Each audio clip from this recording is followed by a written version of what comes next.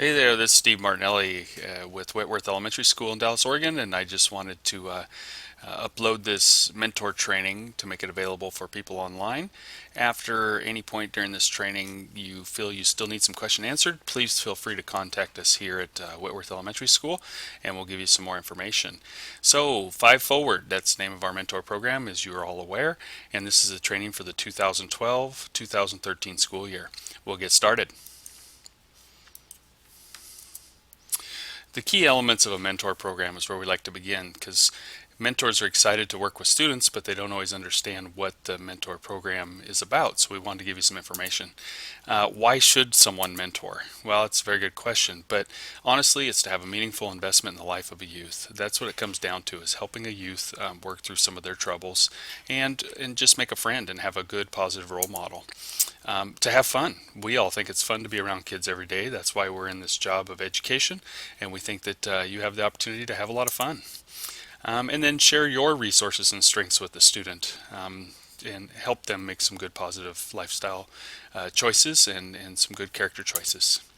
And then ultimately, it's a way to make a difference in someone's life. Um, when we define a mentor, a lot of people say, "What am I exactly as a mentor?" So we wanted to give our definition, and our definition comes down to it as someone who students can count on to listen to and care while modeling those healthy lifestyle choices. Again, a lot of our mentees that we choose just need that extra one-on-one support. They need that attention, and to be able to model for them those healthy lifestyle choices that we make, and just help them become a good citizen. Why what a mentor is not. We think this is an important piece, and you can see my little picture of Santa Claus down there at the end. Um, Sometimes we get into these mentor-mentee relationships and we think we have to play a certain role. So we wanted to highlight a few things that we don't think a mentor is. A mentor is not a doctor. We don't want anybody diagnosing anything with their mentee. They are not a psychologist. You're not here to solve any of the problems that the children have. You're not a substitute parent, although it feels at times we're doing some of these roles. Really, we just want this mentor-mentee relationship to be a friendship. You're not a lawyer. We're not going to try to solve any of anything we feel needs a lawyer involved. And we are definitely not the Tooth Fairy, Easter Bunny, or Santa Claus. And what we mean by that is that if you bring a gift for your mentor-mentee relationship, or you bring them lunch and you do that every time you come, then all of a sudden one time you're unable to do that, that often disappoints the mentee. So remember, we are here to just offer a friendship and build a trusting relationship. An occasional item to show that you care every now and then is fine, but definitely don't want to play that Santa Claus role. Um, Confidentiality is a must when we're in a mentor-mentee relationship. It is your job as a mentor to make sure that as you find out information about the student, that you're not sharing that with the others outside of that relationship. Issues surrounding the mentee and their families. From time to time, your mentee may tell you something that you feel is not okay and that you feel like you need to intervene in. And I think the important piece is that we have avenues and channels for you to take that information. You can come talk to Whitworth administration. You can talk to the program coordinator, who is also located at Whitworth, Kelly.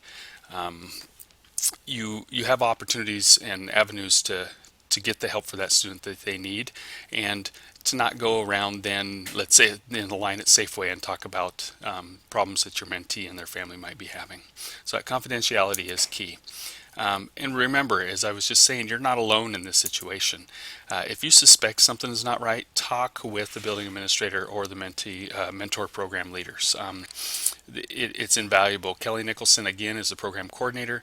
We have Christina Smith, who is a Polk County mental health counselor in our building.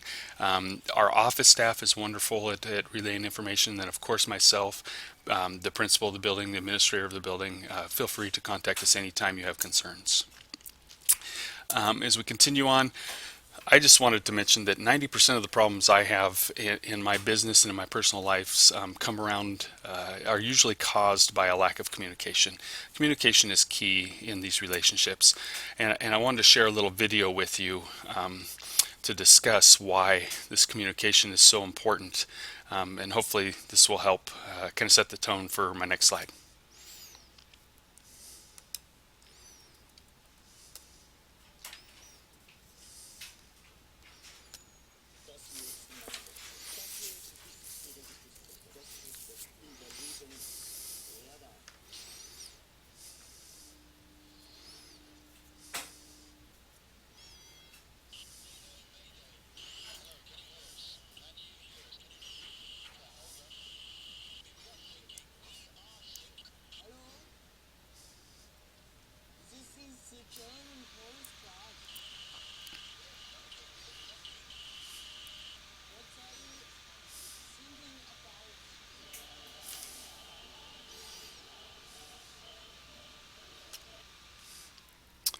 So as you can see, I think that communication is extremely important, and it's one of the things that we focus on in our mentor program here. What do we expect? Well, we expect some brief, honest communication on a regular basis. This can be via email, phone, or just a quick conversation on your check-in, check-out when you come to meet with your mentee. And we want to know the positives as well as the negative elements of a meeting time. So if you know there's a situation or issue, make sure that you fill us in, or if you just want to tell us how well it's going, we love to hear the positives as well. So just checking in on a regular basis about how your meetings are going with your mentee is very helpful. Again, any likely assistance required to help solve a problem, please, please, please rely heavily on us. That's what we're trained to do here in our positions, and we don't want to put you in a position feeling like you have to make some tough calls or tough decisions. Just make sure you use us. What are the expectations if you agree to become a mentor? Well, what we ask that you commit to if you agree to this situation or this position, or agree to be a mentor, is that that you submit a state and federal background check, and we run those through our office. We just need to make sure that everyone working with our students are safe. It's an easy process, doesn't cost you anything. We take care of running the background check from within our district. That you commit to a regularly scheduled time to meet with your mentee. This could be weekly, this could be bi-monthly, this could be once a month, whatever regularly scheduled time that you can fit into your schedule.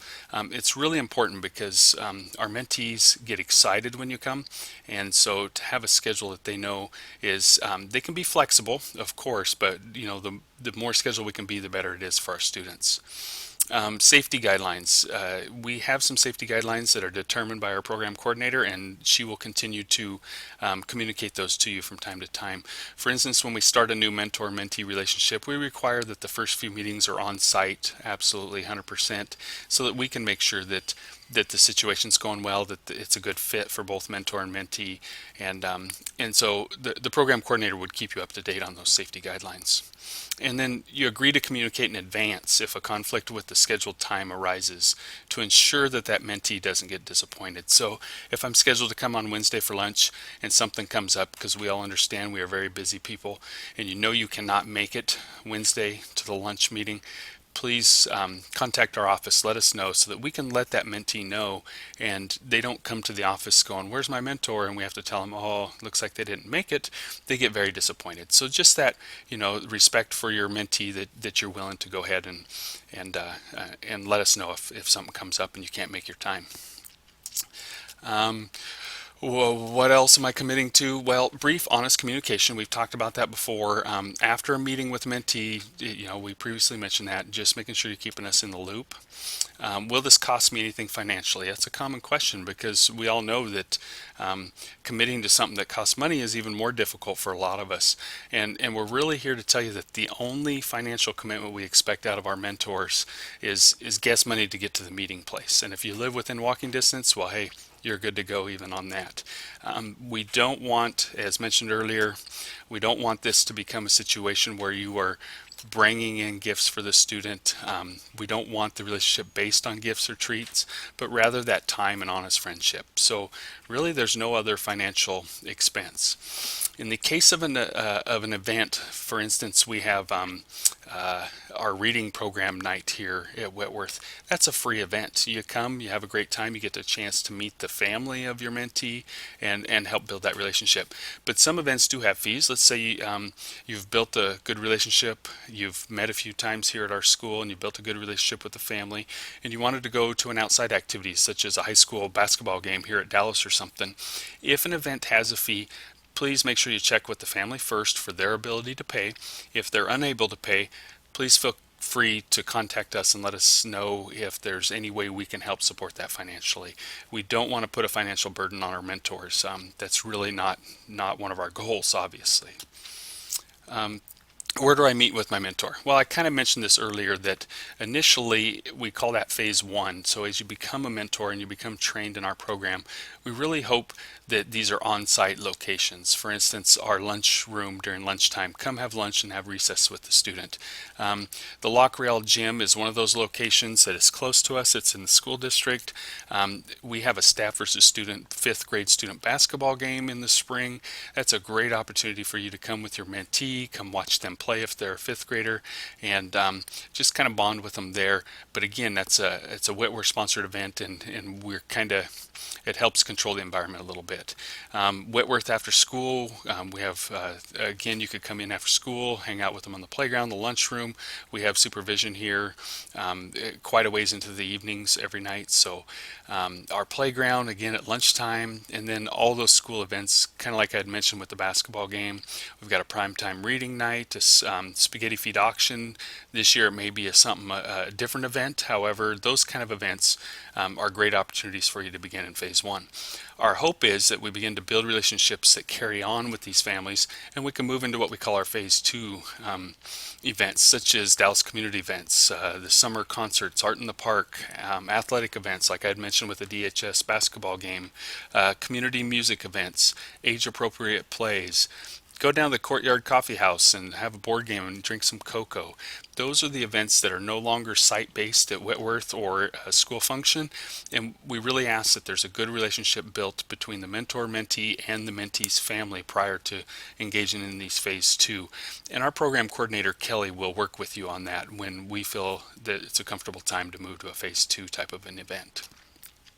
That's the end of the 2012-13 mentor training that we have for you. We know you're going to have questions about some of these slides and some of this information. We just wanted to have an opportunity to be able to give you the information online that's quick and easy, so that if you can't make it in person to a training, then you can pick up the information here, and then when you report or turn in some information that you're interested in becoming a mentor, then you can talk with us in our office or call us at the Whitworth Elementary School office and gain more information and get your questions answered. So thank you very much for your presentation. I encourage those that are interested to give it a try. We're excited. This is a great program for kids. We've seen great success in our short amount of time we've been up and running, and we're looking to grow it and continually add more mentors to our program so we can help more kids. So hopefully we'll see you soon and match you up with a great fourth or fifth grade student and make sure that your mentor-mentee relationship ends up being a positive one. Thank you very much for listening to the presentation.